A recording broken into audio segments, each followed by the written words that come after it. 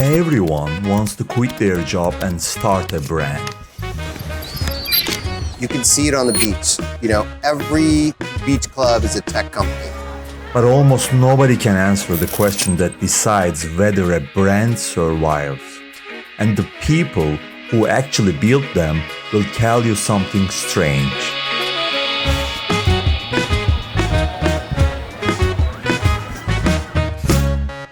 We never try to build a brand. That's the most important piece. Take things from different mediums or sources and marry them with what it is that people want. Because the game changed. The machines came for the one thing we thought was ours. It can take taste because it's going to essentially try to copy and emulate what has been done before. And if you look at the thousands and millions of brands that are out there, very few of them demonstrate taste. So here is the question I couldn't let go. The worst brand in the world 5 years from now, will it be the one made by AI or the handmade one from the last century? This year, I got invited to Cannes Lion to find the answer. Not from generic online takes, from the people who actually built the brands you admire. In this episode, you will hear Kiser Barnes, the mind behind Red Antler, my favorite brand builder in this world. Christo, the brand thinker who shaped how a whole generation sees this craft. Sophia Amoruso, who built Nasty Gal into a $400 million name and lived to tell the real story. Shahab Almi, co-founder of Symbiotica, one of the fastest growing wellness brands on earth. From the sharpest brand strategist Eugene, to the world's most famous brand man Ashwinn, to the hottest business lord Sammi Cohen. A room full of the sharpest brand builders alive, inside the private activations nobody films. I ask the one thing everyone is thinking, but no one stops to ask. What is the future of brand building in the age of AI? If you are new here, my name is Mu, solo brand builder and film producer. I was the right hand to founders whose startups became a billion-dollar company and an 8-figure fashion brand. I have collaborated with over 30 startups across 10 countries and directed 2 films that streamed on Netflix and Amazon. Today, I run a private brand studio where I help founders compound valuation and growth. This channel is about building brands that outlive you. This is my diary from inside Cannes Lion. Let's start. The French Riviera shows its morning beauty like it already knows how much of the creative world is about to show up here.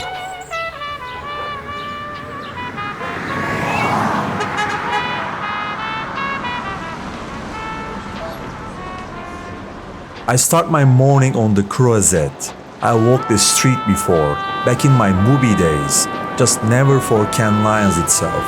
This year came together last minute, an invite I said yes to without thinking twice. First stop, the LinkedIn Lounge, inside the famous Carlton. I came here for one reason, Symbiotica, a brand I have admired for years, built by Sherwin, his childhood friend Shahab Almi, and his wife Durana.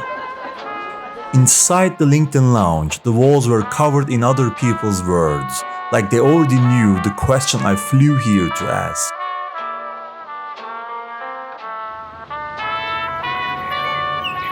This is the one supplement brand that excites me, from Sherwin's obsession with formulations and biodynamic farming, to the packaging, to the founders themselves. This brand carries a unique DNA you don't usually see in wellness brands. Here is Durana's story. As an Afghan American, I feel incredibly in touch with perspective, gratitude, knowing where I've come from and knowing that I'm an Afghan American and I'm so privileged to be here today. So I have that perspective and it gives me ambition every single day to wake up, to do what I do. I know that on my hardest day here is probably someone's greatest blessing. To be able to build a wellness empire alongside my incredible husband of 27 years. Similar to yourself, this is our 5th company, and we talk about what drives us every single day, and how do we leave this world better in which we came into it? After the panel, I called Shahab and asked him the one question I came here for, brand building. We never try to build a brand. That's the most important piece. If you want to be an authentic wellness company, you shouldn't try to build a brand. You want to build a product that actually really, really works. And that's the most important piece. The reason we started this company was to help people. We've never built products that reverse engineer into a gross margin or a COG. So we don't have a meeting that says we're going to build a glutathione. This glutathione must cost $9 to build. Because the second you introduce that, you're telling your R&D team you have to either reduce the stuff that you put into it, you have to replace organic and synthetic, or you have to get rid of some of the good stuff. And all of those things are bad. So we built our products by saying, Sherwin leads our R&D team. Sherwin will build the greatest NAD plus ever made. It doesn't matter how much it costs. My job then is to figure out how to sell it. His job is not how to sell it. His job is to make the greatest product. My job is to try to sell it. Sometimes he makes products we never sell because we can never make money on them, we lose money on them. But we'll never reduce them or change them or water them down to blend into a COG. A COG for the people out there, cost of goods sold, COGS, gross margins. We'll never ever do that. And so we never build a brand. We don't want to build a brand. We want to build the greatest products. And the products can't be designated by a cost. And that's how we got it. On my way out, I found Christo and asked him my main question directly. If you're concerned about AI and agentic AI kind of replacing the need for building your brand or your personal brand, I want to help you kind of rest assured that it requires a level of taste. And if you look at the thousands and millions of brands that are out there, very few of them demonstrate taste, and they have all the resources in the world. Taste is something that's not easy to acquire, and it's something that within the hands of a few talented individuals, they can shape things and make things the way that we imagine them to be as good as they are. If you look at the world of consumer electronics, how many brands have that high taste level? I can only think of a handful: Sony, Apple, and not much else. And why is that? Is it because the other companies have fewer resources? It's just because taste is hard to acquire. It's not universal. If people copy you, it's a sign that you're doing something good. The problem with that is they're not actually getting any closer to themselves or their story. What they're doing is just mimicking other things. And we look out into the world and we see like there are a lot of copycat brands. There are fake goods, counterfeit goods. Do you want to buy a counterfeit good? Because what does that say about you? So do you want a counterfeit brand? I don't think so. When I start running, this is what cans actually feels like. You leave one conversation mid-sentence and land inside another. Kiser Barnes, Sammi Cohen. Different rooms, same questions sitting underneath all of it.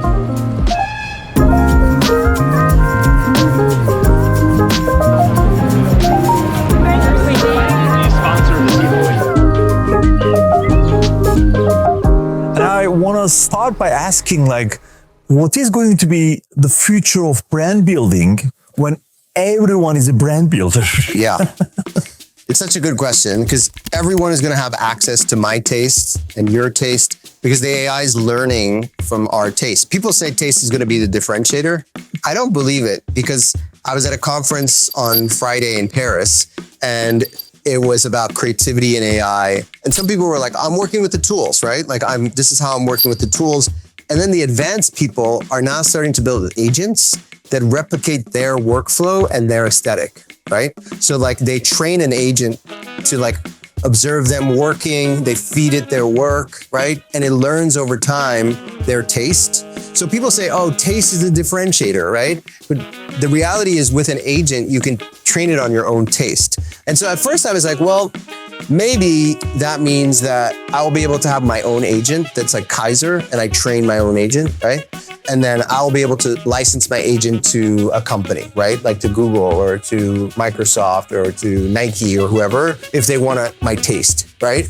But then I started realizing the agent is also connected to the larger AI ecosystem as well, right? So whatever the agent is learning, if that agent is in Claude or in, Google or wherever, right? That agent is also pulling that information into the broader AI ecosystem and it's learning how to do your taste, right? Taste is, by so many people, it is kind of the defense mechanism when people are talking about AI. People are saying it can't take taste. And I think what I want to double click into is it can take taste because it's going to essentially try to copy and emulate what has been done before. To be honest, the differentiator is going to be a little bit of what we were talking about earlier, which is how do you find reference points that really sit outside of the expected and outside of the norm? And I think all great creatives do that anyway, right? Like if I'm a great creative and what I'm inspired by this year, next year is going to change into something else, right? So your style is always changing and always evolving, and that's uniquely you, right? Like what I experience here in Cannes is going to shape my vision for what I do when I go back to New York. So those lived experiences, AI can't have those lived experiences, right? It's only trained on like what I know so far. There is something about living a human experience, and this is where, to the untrained eye, people won't be able to tell. They will think that AI is able to emulate taste and create amazing things. But to someone who has really been a creative director, someone who has been in the work and experiencing it and building projects and physically on set, they will have insights that are more unique. But to the untrained eye and across the board, it is going to get pretty damn close on the taste front. So it's, what is the point of differentiation then for a human creator, for a brand builder, for someone who's trying to create something that feels unique and different? So the differentiator, I think, is us becoming better creatives and going out into the wilds and getting those lived experiences back into our work to then feed our work and push our work into different directions, you know, so that our work isn't like every year the same thing. I think what that's going to mean is people who have a house style, you know, some designers kind of have their own style, right? Yeah. Like, and it's the same style. They do the same style every year over and over and over again. AI is going to destroy that, you know, because I can copy your style right now using an AI tool, right? So it's really unfortunate in a way because people who are stuck in a specific style, and those people are great creators, right? They're great craft people. They keep refining that style over and over and over again. The margin for creativity within that is not a lot. But people who don't have their style, who can do different things, I think are going to thrive in an AI world because they're going to be able to go out and pull reference from here and pull reference from there, right? And it's not going to be one-dimensional. After Kiser, I passed through the beauty of Cannes to an invitation waiting at Dark Room Villa. Events. We have all these everyone here is in modern media, new agencies, younger folks, creators, and there's literally an equivalent run, I guarantee, where everyone's 50 to 65 in a different place. They're talking about alternative subjects, and really the issue is that they're kind of becoming one. Vanessa not colleagues for us. So we have people from Whisper Flow, which I use every day. Raise your hands if you use Whisper Flow. Yeah, Sean the guys. Well, what is taste? What do you think taste is? So I'm gonna tell you. So what I don't think people are inherently foreign with taste. I mean, maybe some rare gifted people, but I think taste orange on. It is orange on. You know what? It's the taste comes from decades of reps doing a certain thing, and it's understanding a space, understanding a field, understanding how people respond to a certain thing. So if you were a creative director, that's analyzing shoots across a variety of different categories and how campaigns roll out and what was good and what was bad and developing your perspective on that. So kind of across the board, whatever skill and knowledge that you have, I think it is going to be more valuable. And what you are going to be enabled to do is just be you become an individual contributor. I think the previous hierarchy was hey, you get really good at this job and then you get promoted into a manager. That's actually a totally different role, right? Which is you have CMOs talking about stuff. It's they haven't done marketing in 40 years, but they're talking about the shit up there. And now I think there's going to be a total reversal where people who are actually doing the thing day in and day out become the most valuable people because I have the knowledge, I know how to use these tools, I'm high agency, and I can close the entire league. Here in 10 years heuristic. It's people are going to be doing business with people. I think if you're in any type of people-oriented business, I speak from the agency side, it's our customers don't want to interface with an AI. They want someone to talk them through things. This is very true of sales. If anyone is in sales, it's also true in marketing. You want to work with other people. These are people businesses at the end of the day. But I think that's a really good example of hey, you have a high profile CEO or issue. They want to interface with someone who represents your brand. My podcast goes live every Tuesday morning. I had a CEO if you guys watch it, you'll see. But that CEO's PR team just reached out to me and say, you can't have the thumbnail go live because it says something that there's just a massive acquisition and like you're kind of jumping the gun a little bit. I needed my assistant to be able to respond right away and being able to just handle that while I was here. If I had an AI customer service thing with an external partner during a little bit of a PR situation, that would be a disaster. So anything external when you're talking to brands, I don't know about you guys, but like I don't have a parasocial relationship with my AI yet, right? It's like I want to talk to humans. And I think especially as someone who's in this marketing and branding world, I'm interfacing with brands. I want them to either be dealing directly with me or my team. I will probably, and you're going to be talking about AI. Do you come and do you have anything to talk about when I'm excited to go? Away from the main stage, this place felt like the lines were coming down. Consumer brands, commerce, creators, all folding into one conversation. Inside this punk marketer space, it made sense I had run into a brand founder I have admired since my early days, Sophia Amoruso. I'm a huge fan of you since your early days, your whole attitude. I know you were into punk music and the way you start your company was all punk. Yeah. And what I like about it, that you were one of the few ones that implement that do-it-yourself punk culture into startup. I spent all my 15 to 17 years old listening Hug a Bear, Bikini Kill. Yeah. Like I grew up with this spirit. And you were the few people that understand that bridge. And I'm curious, like, how was the brand building for you? Like it was the punk energy that keep you focused, you know? Yeah. I mean, punk energy, I think, is something that's influenced culture since its inception. But I think what made Nasty Gal successful was being able to marry something that to some people could be foreign or abrasive, or even music that they would never listen to, and what is commercial, or what is consumer, or a dress, right? And the dresses, I mean, the product in Nasty Gal, you could say it was a little bit punk, but it was the styling, it was the copywriting, it was the photography, it was the logo, which was Sharpie. I know. You know, my art director just scribbled something and I was like, I like that. And so I think it's being able to take things from different mediums or sources and marry them with what it is that people want. You know, Liquid Death, right, is a water company. I invested in it. It's a can and it's marketing. They're selling water. It comes out of the ground and they've built $1 billion business on water that is cool. His influences were punk, and so there are ways that even if you feel like an outsider, whatever that is, and it may not even be punk, to bring in those references and marry them with where the world is today. A few steps away, Ashwinn picks up that same punk do-it-yourself spirit without ever hearing Sophia. His version runs through AI and pure experimentation. And now it's like the ability to even experiment with an idea and not have a overcommitment to the idea is really interesting and liberating, where it's like, hey, as a brand, we could try like 30 things that would have cost us a collective $300,000, you know, had we not had some of these tools.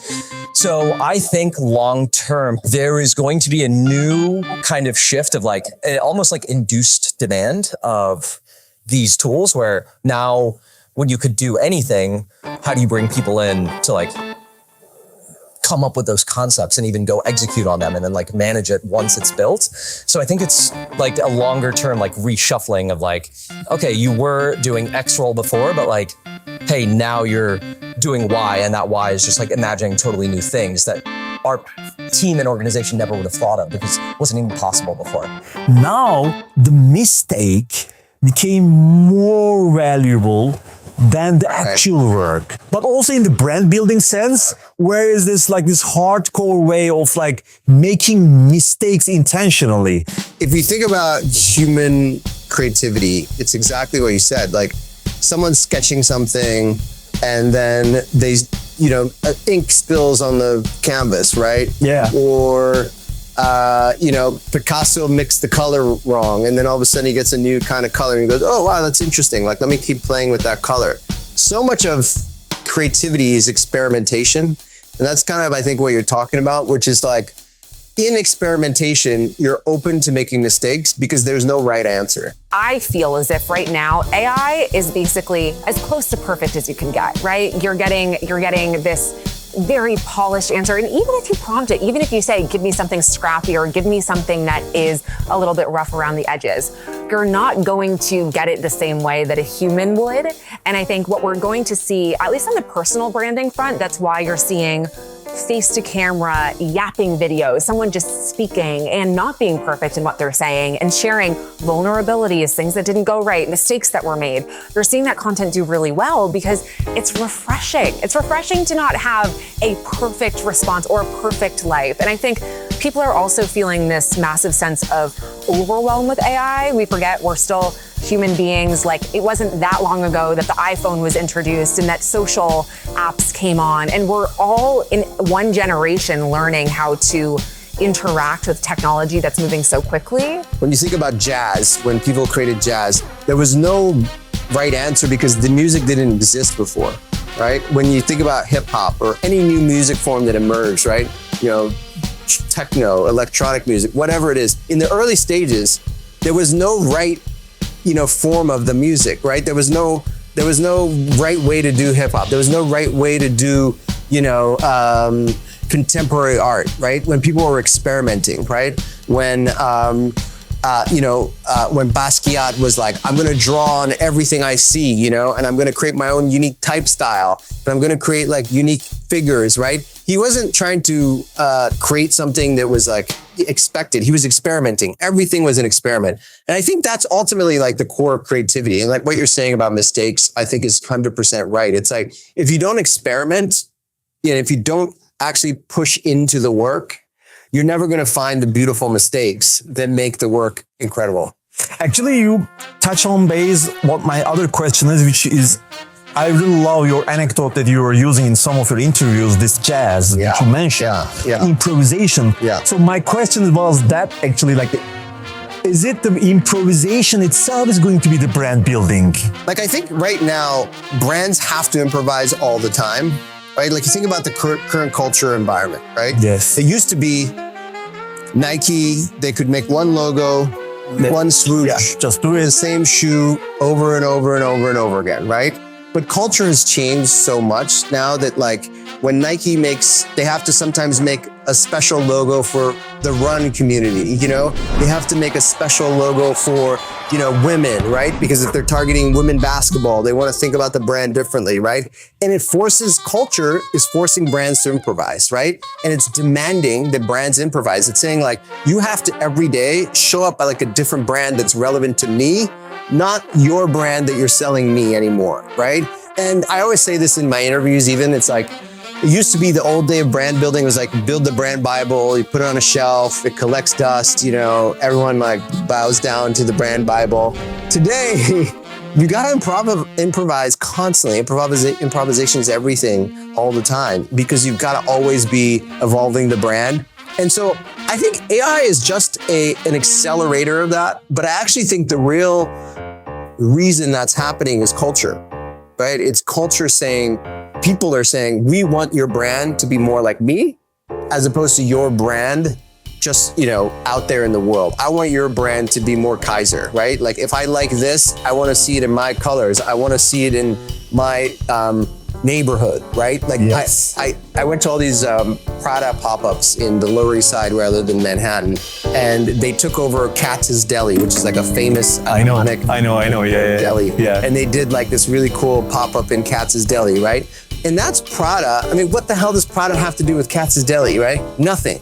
But like that's Prada saying, I'm going to show up in the places that are relevant to Kiser, in Kiser's neighborhood, right? And I'm going to surprise it. I'm going to show up in a way that's like improvises, like, oh, wow, like, what's Prada doing here? That's improvisation. That's like Prada saying, I'm going to experiment. We're going to try something new, right? Like, it doesn't necessarily make sense, like, for the brand. If you think about the literal brand guidelines of Prada, Katz doesn't fit, I don't think, in that brand book. I agree. But, I agree. It made sense. What the new way of brand guidelines looks like, because the old way of like building a brand book and saying, hey, we're going to stick to those guidelines, that's been thrown out the window. And it's simply a function of the fact that the amount of velocity and throughput that you need and how your brand needs to extend into different formats is unlike anything I've ever seen before. Every brand is a media company now. Yeah. But even they understand it or not. Yeah. No matter what, like if it's a furniture company, it's a supplement company, if it's a political movement, like everyone has to behave like a media company now. But there's so little is doing it, like, you know what I mean? Because they're always thinking about the cost of everything, where they should be look at the situation as you were saying, that like what you are doing is actually creating the sales. Yeah. The whole sales engine is now connected to your media engine. Yeah, exactly.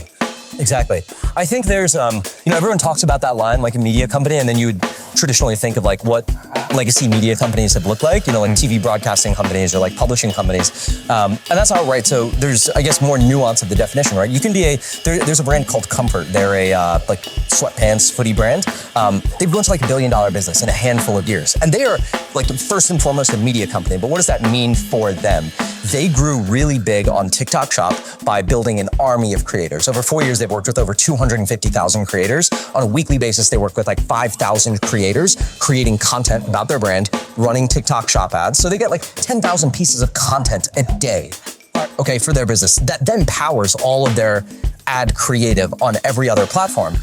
That is a form of a media company, right? They're doing the influencer seeding model, but it's like a content first business. Then there are businesses that will be, like they'll build like YouTube series, or they will build like really good Instagram presences or TikTok presences. And so you don't win off of creating iconic ads. That's just like a part of brand building that's not really driving anything anymore. What's driving everything is like just a sheer kind of like overwhelm of volume across all of these channels, different formats, different styles, things that don't feel on brand for a brand, right? You're super elevated, but someone does like a video with like a kind of messy background. It's like UGC, it's like messy background. There would be so many brands that would be like, hey, we can't let that go live, but like that might be your best performing asset, and you have no idea. I think brand will become more important because what is brand basically? It's just, in my opinion, brand is the sum total associations of an entity. So what do people know about an entity? What do people feel about an entity? And then how do those memories and those feelings interact when the consumer is in market, ready to make a purchase? I don't think that is going to become any less important as we get more information, more context. The whole premise is that everyone was going to get access to perfect information, and we were all going to be fully informed about anything. What do we find? Too much information, white noise. We get completely overwhelmed, and then we look for simple solutions. Brand is the exact same thing. But I do think that in order for any AI company to resonate with people, they're going to have to remember that humans are the people that are on the other side of any campaign, and humans need to actually feel good about implementing AI. Yes, AI will be able to do that, but I think the more that you're able to differentiate by going really deep on something, I actually think we're going to see a lot more of that in content, brands that are doing it. I think it's also kind of why IRL is having a moment too, because IRL, this person-to-person connection of in real life experiences, it's kind of saying, all right, well, AI isn't going to have any part of this, and let's get deep on the human-to-human connection. Sammi is right. The rarest asset in the AI age is a room. Real people, real time, no algorithm in between. And in Cannes, I met a founder who is building an entire company on it. Founding a business is really hard, right? It's always hard. And everything I ever achieved was because of other people. Other people saying yes at a certain time, being in a room with people because I was invited by someone else, someone helping me with a problem when I needed it most. And so we wanted to democratize by building this community. We have technology and agents that give founders access when they need it. Access to people, access to knowledge, access to events, access to the world stage, access to investors. And we do that through agentic connectivity. We build data files on all the founders, and then the founder asks us, I need help with something. And we make that connection at the time they need it. And we host these events around the world to get founders, investors, and executives together to spend time in real life. Like this is the beauty of humanity, right? Spending time with people and amazing places. By the best view of Cannes, surrounded by people who flew here just to be in a room together, I keep thinking about something. If this is what's most valuable now, what does that say about everything the rest of us do on a screen? I think the brands ran on aspirational authenticity because they could feel that was the defining cultural teaching of the last 2 decades. And I believe that cultural intention still exists, which is we all live in relationships where we're mediated with screens, though we've started to feel that the representations of a reality are more real than the reality that they supposedly represent.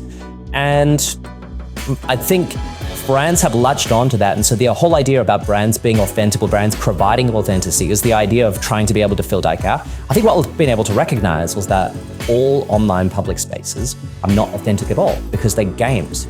True capital in the form of likes, comments, shares, follows, etc. That can then be converted into real financial capital. So the spaces are all performative by design. And I think the next stage actually, probably for brands, but actually good people as well, is the task of finding authenticity within performance. That to me, like the Justin Bieber Coachella set, felt to me like an exploration of that idea.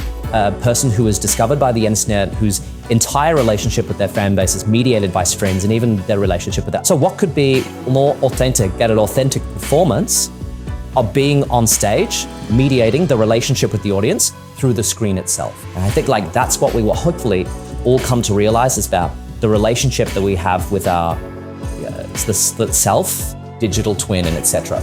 is one of performance. To be comfortable performing that persona every now and then, but being able to step back and realize that it is performance. I mean, we're at Cannes right now, and you can see it on the beach. You know, every beach club is a tech company. It's like Google, Meta, TikTok, Spotify.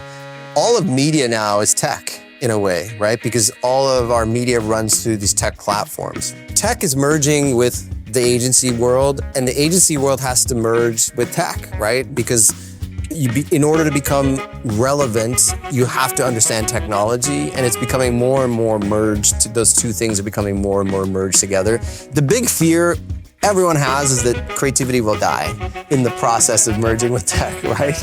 And I think that's a valid fear. It's like kind of what we've been talking about around AI and everything that's happening with technology is like, will it ultimately kill creativity? I don't think it will, because I think people want creativity and they want to see things that are new and interesting and exciting, and people fall in love with doing things one way, but then they also want the next thing, right? Like that's part of human evolution. We're just built like that. We want to evolve, like always. And that's experimentation and going to the next place and going to the next place. And I think agencies like ours realize the value of technology, and we have to embrace it. The future is probably going to look like teams that have a designer, teams that pair that designer with an engineer, someone who can actually build things, and then teams that pair that with strategy. So strategy, engineering, design, I think will work in tandem in like this new tech environment.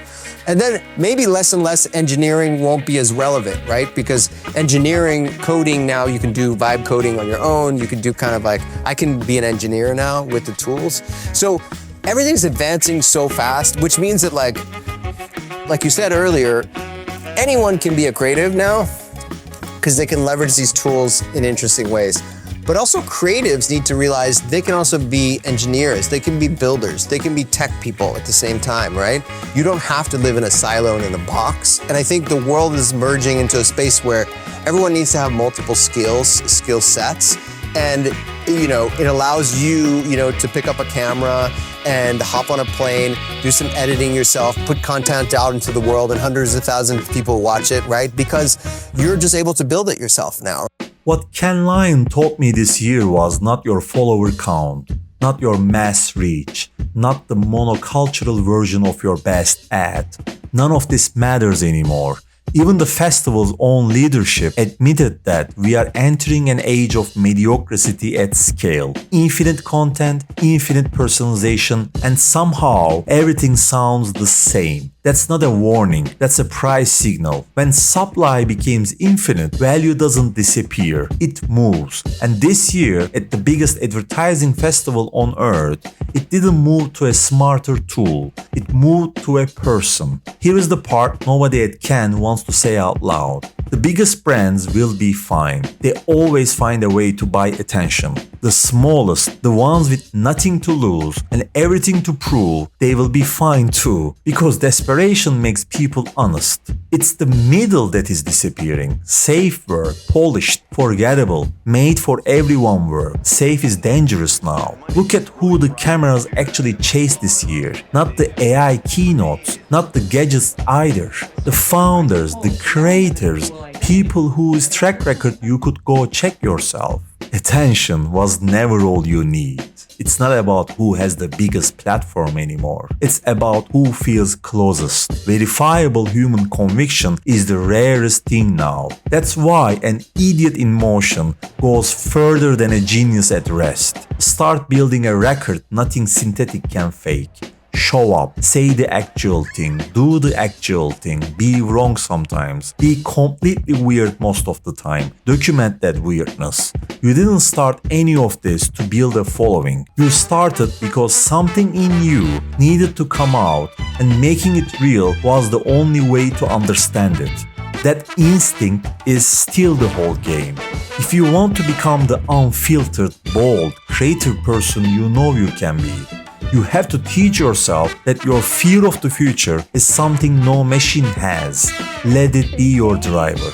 Even if you train an agent on your own taste, on everything that makes you you, that agent lives inside the same system as everyone else's. What it learns from you, it quietly hands back to the machine. Taste was never something you could lock away and protect. It leaks the second you use the tool. They can copy the sound and your style. They can't copy the years it took to earn it. Being it out there, being wrong, staying anyway. That was never a style, it was a record. So your taste isn't a scarce resource anymore. Trust and intuition are. The rarest resource was always someone willing to mean it, over and over, long enough for people to notice. AI is forcing us to finally find what's most human about ourselves. That's what Ken actually taught me this year. Not AI, us. And the future of brand building is the real you.